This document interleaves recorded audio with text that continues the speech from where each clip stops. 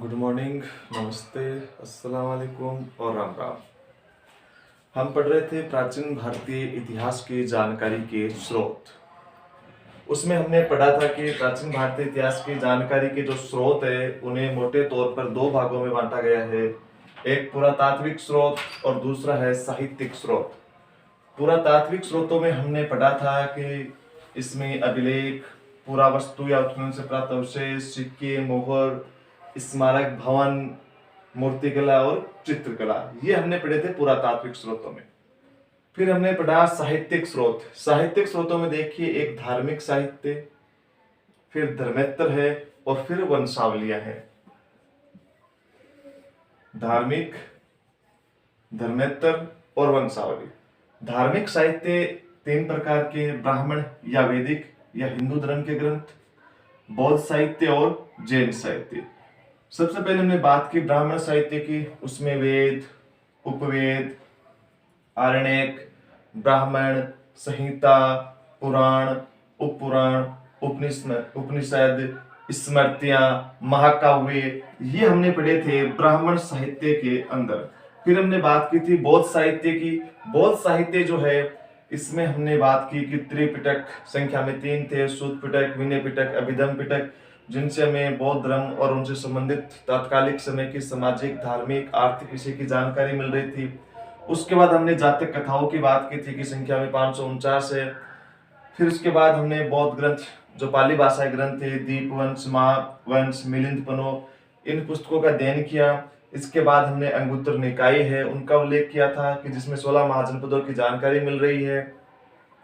फिर हमने आगे उल्लेख किया था जैन साहित्य का। जैन साहित्य को आगम साहित्य भी कहा जाता है, जिनसे हमें जैन जो है और जैन धर्म और उसके समय की जो सामाजिक, धार्मिक, आर्थिक घटनाओं की जानकारी मिल रही थी।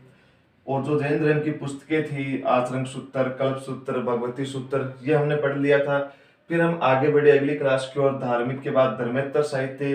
तो धर्मेत्तर साहित्य है, इसमें हमने पिछली क्लास में पढ़ा था कि धर्मेत्तर साहित्य जो धर्म के बाद जो लिखे गए ग्रंथ हैं, ऐतिहासिक ग्रंथ है, नाटक, कहानियां, उपन्यास है।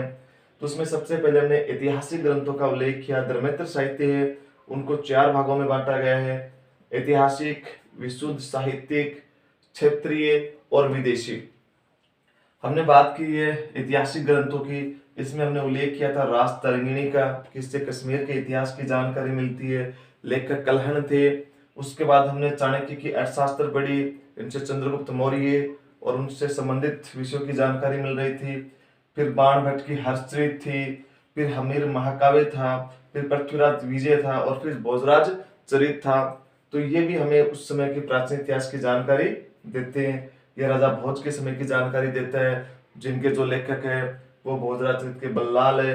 पृथ्वीराज विजय, जिनके लेखक जो है जानक है, इससे हमें पृथ्वीराज चौहान के बारे में जानकारी मिलती है। हमीर महाकाव्य, जिनके लेखक नयनचंद है, इनसे हमें हमीर देव चौहान के बारे में जानकारी मिल रही है। हर्षचरित, इसके लेखक बाण भट्ट है, इससे हमें जो हर्षवर्धन है उनके इतिहास की जानकारी मिलती है। अर्थशास्त्र, इसके लेखक चाणक्य है, इनसे हमें चंद्रगुप्त मौर्य के बारे में जानकारी मिल रही है। राजतरंगिणी, इसके लेखक कल्हण है, इससे हमें कश्मीर के इतिहास की जानकारी मिलती है। फिर हम बड़े विशुद्ध साहित्यिक ग्रंथों की ओर। इसमें कहानियां, नाटक, उपन्यास, काव्य दिया आएगा। अष्टाध्यायी, पाणिनि जो है इसके लेखक है, तो पाणिनि की जो अष्टाध्यायी है, इनसे हमें प्राचीन भारतीय इतिहास की जानकारी मिल रही है। महाभाष्य, गार्गी संहिता, इनके लेखक पतंजलि है। इसके बाद हमने बात की थी मालविका अग्निमित्रम, इसके लेखक कालिदास है। फिर मुद्राक्षस है, इसके लेखक जो विशाखदत्त है। मर्चकटिकम, शूद्रक है, पंचतंत्र, विष्णु शर्मा, अमरकोश, अमर सिंह है। तो ये जो विशुद्ध साहित्यिक ग्रंथ है, जिनसे हमें प्राचीन इतिहास की जानकारी मिल रही। तो हम यहाँ तक आ चुके थे। अब आज की हमारी क्लास जो है, इसमें हम पढ़ने वाले हैं क्षेत्रीय साहित्य, विदेशी साहित्य, और उसके बाद उल्लेख करेंगे वंशावली की। क्योंकि ये जो साहित्यिक ग्रंथ है, ये 3 भागों में बंटा हुआ है: धार्मिक, धर्मेत्तर और वंशावली। तो हम धर्मेत्तर साहित्य में, धर्मेत्तर में पढ़ रहे हैं और उसमें आज क्षेत्रीय साहित्य की बात करेंगे। तो ये जो क्षेत्रीय साहित्य है, इनसे हमें विशेष क्षेत्र की जानकारी मिल रही है। जैसे कि हमने यहाँ लिखा है तमिल साहित्य। तो दक्षिणी भारत का जो साहित्य है, ये जो दक्षिण भारत के वंश थे, चोल, चेर, पांडे, पल्लव, तो इनका जो साहित्य है वो हमें तमिल साहित्य, इनकी जो जानकारी, इतिहास की जानकारी, वो हमें तमिल साहित्य से पता चलती है। तमिल साहित्य है, इसको संगम साहित्य भी कहा जाता है।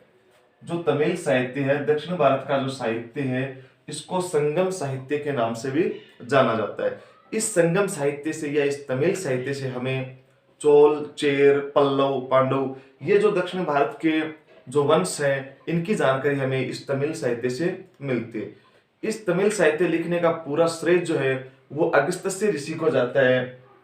इनका जो पूरा श्रेय है वो किसको जाता है? अगस्त्य ऋषि को जाता है।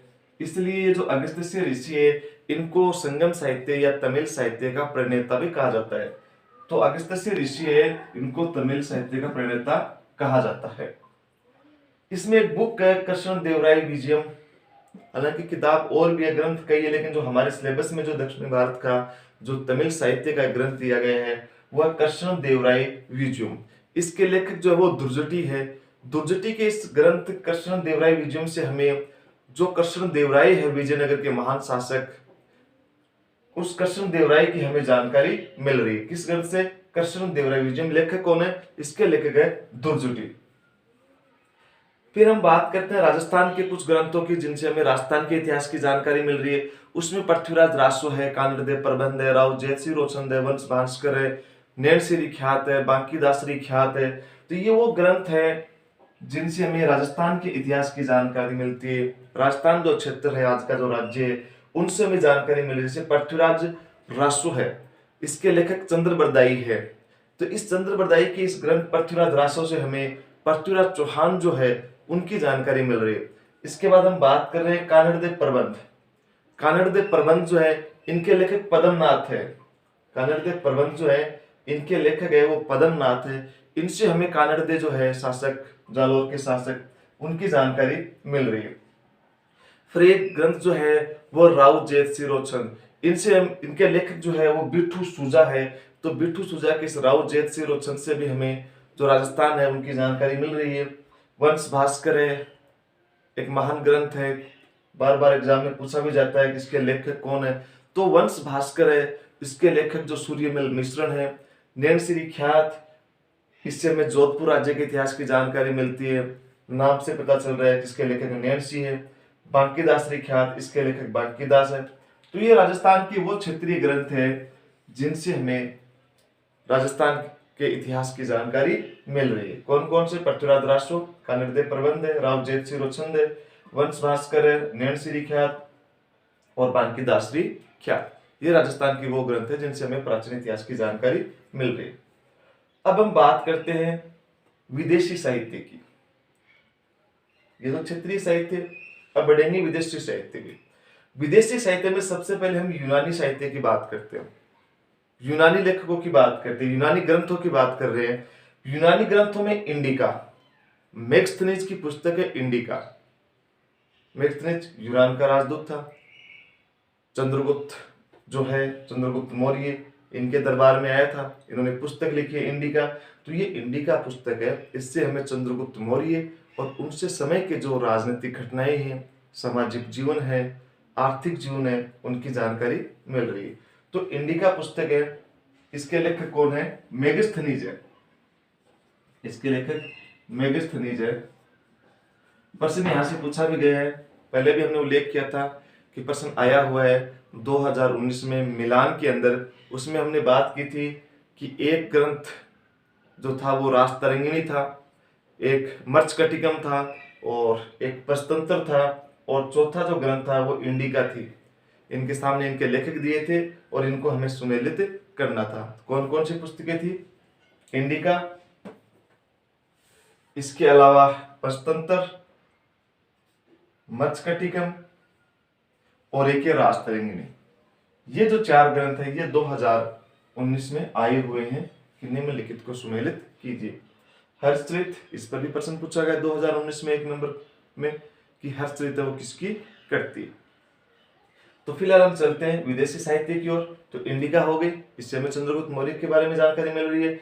इसके बाद भूगोल, स्ट्रेबो का भूगोल और टोलमी का भूगोल। टोलमी और स्ट्रेबो का भूगोल 2 किताबें हैं, दोनों के लेखक अलग अलग है। तो टोलमी और स्ट्रेबो के भूगोल है, और प्लिनी का प्राकृतिक इतिहास नामक ग्रंथ है, नेचुरल हिस्ट्री। तो इस नेचुरल हिस्ट्री और भूगोल और इंडिका, ये जो यूनानी साहित्य ग्रंथ है, इनसे भी हमें भारतीय इतिहास की जानकारी मिल रही है। इसके लेखक मेगस्थनीज है। भूगोल एक स्ट्रेबो का है, एक टोलमी का है। प्राकृतिक इतिहास इसके लेखक प्लिनी है। तो इनसे भी हमें प्राचीन भारतीय इतिहास की जानकारी मिल रही है। फिर हम आगे बढ़ते हैं चीनी ग्रंथों की ओर। तो चीन के कई विद्वान, कई यात्री जो भारत घूमने आए थे, तो इन्होंने अपने जो यात्रा वृत्तांत लिखे हैं, तो उनसे भी हमें भारतीय इतिहास की जानकारी मिल रही है। जैसा कि हम पिछली क्लासों में फाहियान और ह्वेनसांग के बारे में पढ़ भी चुके हैं।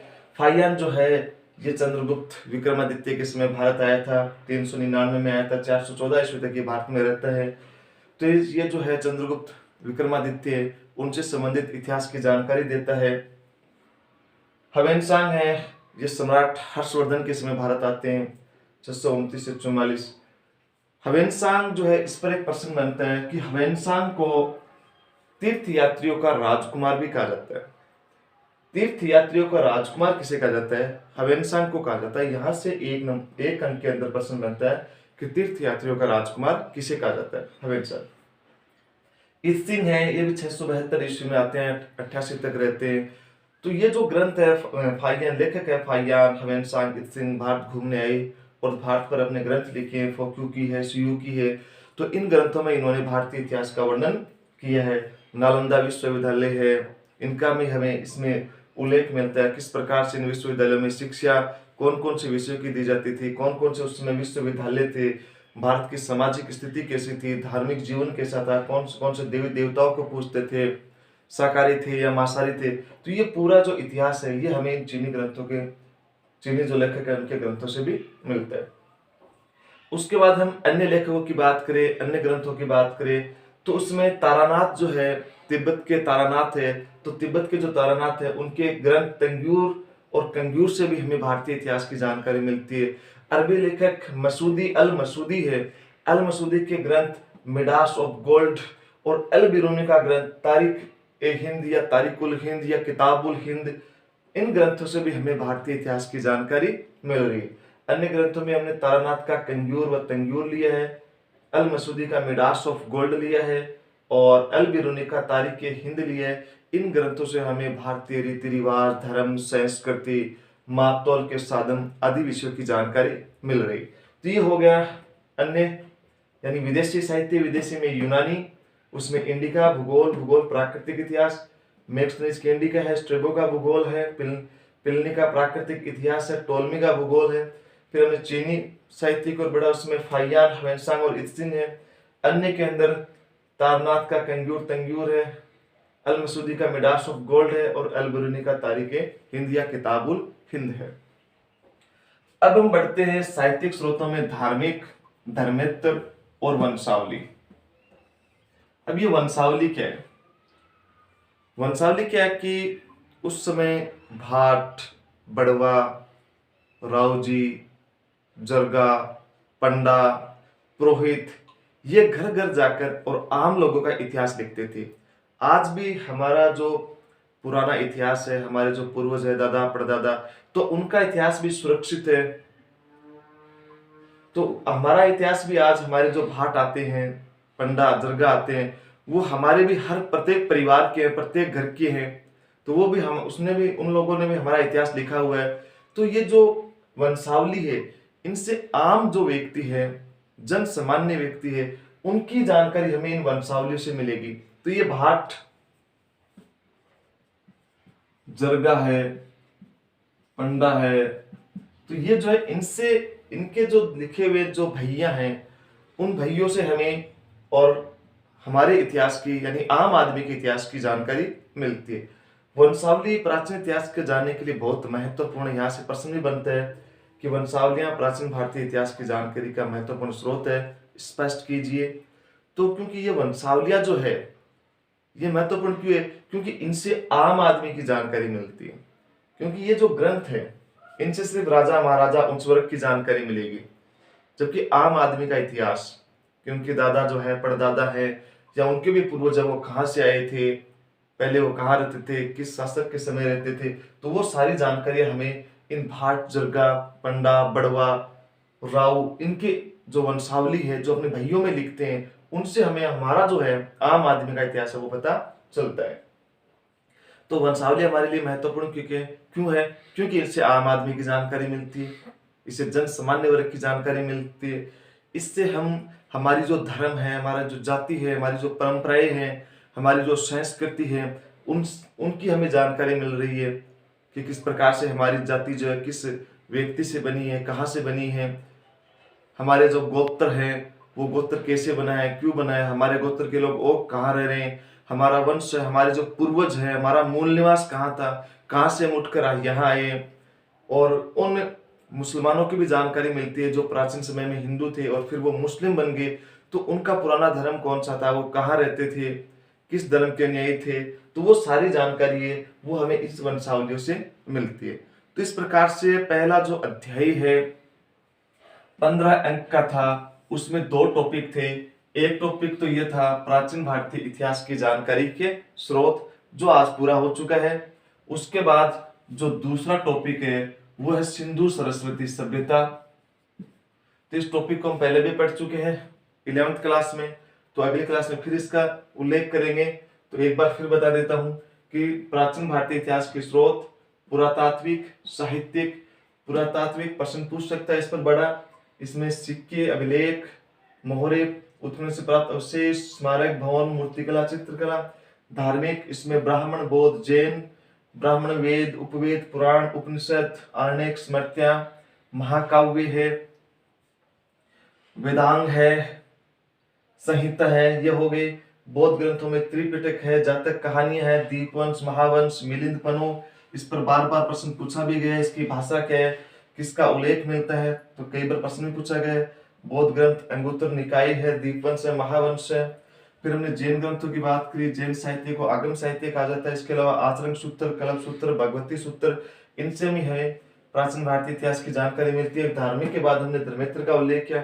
इसमें सबसे पहले ऐतिहासिक ग्रंथ, इसमें कलहण की राजतरंगिणी, चाणक्य का अर्थशास्त्र, बाणभट्ट के हस्तरेख, हमीर महाकाव्य, पृथ्वीराज विजय, भोजराज।